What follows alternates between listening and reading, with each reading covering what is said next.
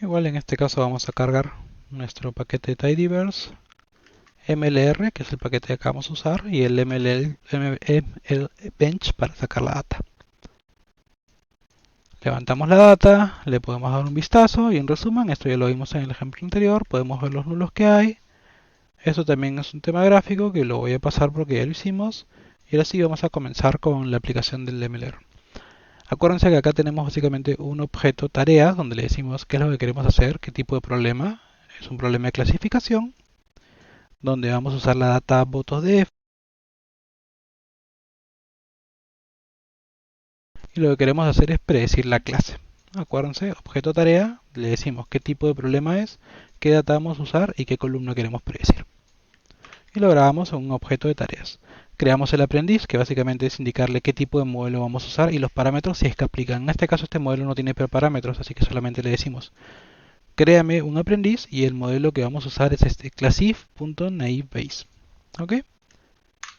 Lo creamos y podemos crear también un objeto de estrategia de validación cruzada, que ya lo hemos visto también en clases, donde usamos makeResampleDesk y le decimos, por ejemplo, que vamos a usar el método de validación cruzada, cross validation, pero repetido. O sea, vamos a hacer 10 faults, 10 particiones y vamos a repetir esto 50 veces. ¿Ok? Grabamos este objeto y ahora sí procedemos a hacer el aprendizaje. Nuevamente una semilla aleatoria para trabajar, usamos la función resample, le decimos, ¿no? Usa el aprendiz que creamos, usa la tarea que creamos, usa la estrategia de validación cruzada. Monitorea estas métricas, la accuracy y el error, que es el complemento de la accuracy. Y show info falso porque no quiero ver toda la impresión del proceso, simplemente quiero que corra. Y vamos a correr y esto va a tomar un tiempo en evaluar. En realidad va a depender de la potencia de la computadora que tengan ustedes o si desean hacerlo en nube. Así que vamos a esperar a que esto corra. En realidad no tomó mucho en mi computadora, ya terminó.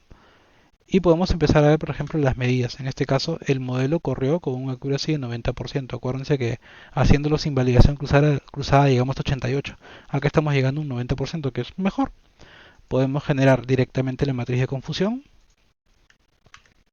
Y tenemos estos valores de acá. Nuevamente, demócrata contra republicano, estos números, si los ven gigantescos, en realidad es porque se ha hecho el experimento muchas veces. ¿Ok? Por eso están inflados, pero véanlos como ratio, digamos, ¿no? Cuánto acerté en la diagonal entre el total. Eh, si desean, pueden hacer un aprendizaje bien específico, bien puntual, sin tener que hacer validación cruzada, que sería solamente esto, ¿no? Entrena usando la tarea y el aprendiz y lo vamos a crear en el objeto votos de modelo bayesiano.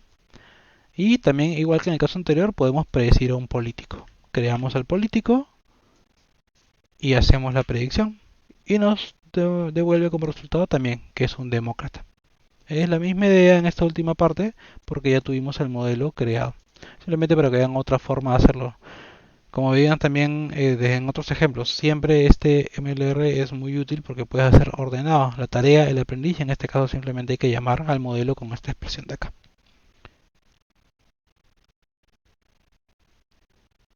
Y ahora vamos a ver el caso número 3, en el que vamos a usar nuestra base de iris y lo que vamos a aplicar acá es nuevamente en la Bayes, pero sobre data numérica. Y vamos a hacer dos versiones, una versión gaussiana asumiendo normalidad y la otra dándole libertad al R para que identifique la mejor distribución o las mejores métricas de dispersión dentro de mi data. ¿Ok? Vamos a comenzar simplemente cargando la data iris, guardándole en un objeto iris.df, viendo un poquito la información, no nos vamos a romper mucho la cabeza en transformación de data y vamos a hacer un primer vistazo a lo que tenemos. Esto también es un tema que ya vimos en su momento de, por ejemplo, qué cosas podemos hacer visualmente. Podemos dar un vistazo a la dispersión, donde tenemos las cuatro variables, recuerdan longitud, ancho de sépalo y de pétalo, y tres especies, ¿no? Cada color es una especie diferente, y podemos ver que realmente hay algunas variables que nos pueden dar cierta idea para identificar una especie de otra. La roja, la setosa, suele ser bastante diferente en lo que respecta a información del tamaño del pétalo. Eso es algo que ya hemos visto de clases anteriores. También podemos hacer estos ploteos donde vamos a mostrar de una forma superpuesta diferentes gráficas de densidad, que es como una suavización de histograma, también por cada variable y por cada clase. Y acá también vemos lo mismo, que en el caso del pétalo, la longitud y el ancho también cumple que en general la cetosa tiene un tamaño mucho menor si lo comparamos con el resto de especies. Y si hay cierto traslape en las otras dimensiones. Siempre es bueno dar un vistazo para también tener una idea previa al modelo de qué tan exitoso podría llegar a ser, ¿no? Acá parece que la cetosa es, entre comillas, fácilmente distinguible, y entre el virgínico y el versicolor podría haber ciertas diferencias en algunas variables. Vamos a ver si nuestro modelo capta esas diferencias. Este es un gráfico un poquito diferente en el que podemos tener de forma pareada la correlación que hay entre las variables, en este caso nuestras cuatro variables. Y esto es muy importante para este modelo en particular porque si recuerdan cuando veíamos las ventajas y desventajas, una de las ventajas de la Bayes es que no es tan bueno cuando hay variables con una correlación muy alta entre sí, porque estamos yendo ya demasiado en contra del supuesto de la independencia condicional. En este caso observamos de que las dos variables de pétalos tienen una correlación muy alta, casi de 1. Y puntualmente la longitud de pétalos, si la comparamos con otra variable como el sépalo, la longitud de sépalo, tiene una correlación más alta que el ancho del pétalo. Entonces, si tuviéramos que descartar una variable, alguna de estas dos, porque comparten una correlación muy alta, probablemente convendría descartar la longitud del pétalo, porque no solamente eliminaríamos esta correlación, sino también eliminaríamos la correlación con el sépalo, ¿no? Entonces vamos a proceder con eso. Vamos a crear un objeto que se va a llamar irisdf limpio, donde tomamos el objeto irisdf y le decimos con este comando que se quede con todo menos la longitud de pétalo. Corremos esto de acá y ahora sí nuestro objeto irisdf limpio tiene longitud de sépalo, ancho de pétalo y nada más. Y especie. Ahora tenemos variables numéricas para predecir una clase. Vamos a comenzar y en este caso vamos a dividir nuestra data entre entrenamiento y testeo. También podríamos hacerlo acá con MLR, pero quiero hacerlo a la antigua, ¿no? Utilizando la función sample vamos a seleccionar al azar números del 1 hasta la cantidad de filas que hay en el objeto, hasta 150, y vamos a escoger un tamaño de 75% de la cantidad de filas. Básicamente un vector al azar que va del 1 al 150 y que tiene 100, ¿cuánto sale eso? 105, si calculo bien, valores. Y se los asignamos o se los quitamos a la tabla para generar los índices. Esto es algo que ustedes ya conocen, simplemente lo corro y tengo 112, perdón, en el número. Datos de entrenamiento y 112, perdón, 38 datos de testeo.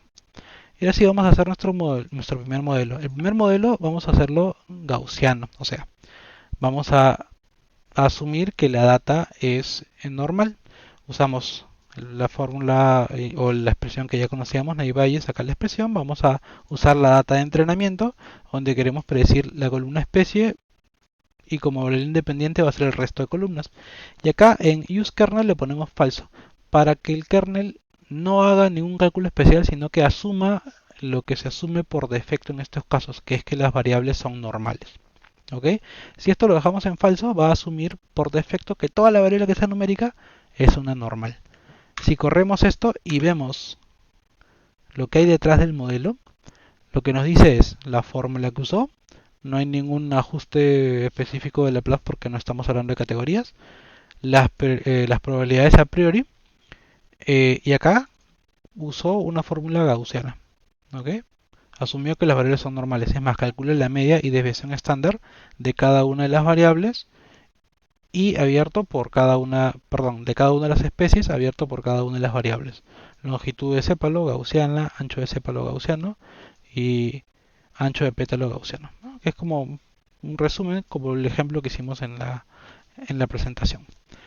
Creamos también nuestra matriz de confusión, usando para eso una predicción sobre nuestro modelo, utilizando la data de entrenamiento de la columna 1 al 3, porque es la que tiene la información o las variables, y podemos crear nuestra matriz y vemos que tiene un nivel de predicción bastante decente, hacer todo bastante bien en Setosa, que ya vimos que al ojo no podía darse cuenta de la diferencia y tuvo una ligera confusión entre estas tres flores. Podemos calcular también nuestra tasa de acierto del 94.6%. Y podemos construir obviamente también la matriz de predicción. Siempre es buena hacerla sobre testeo.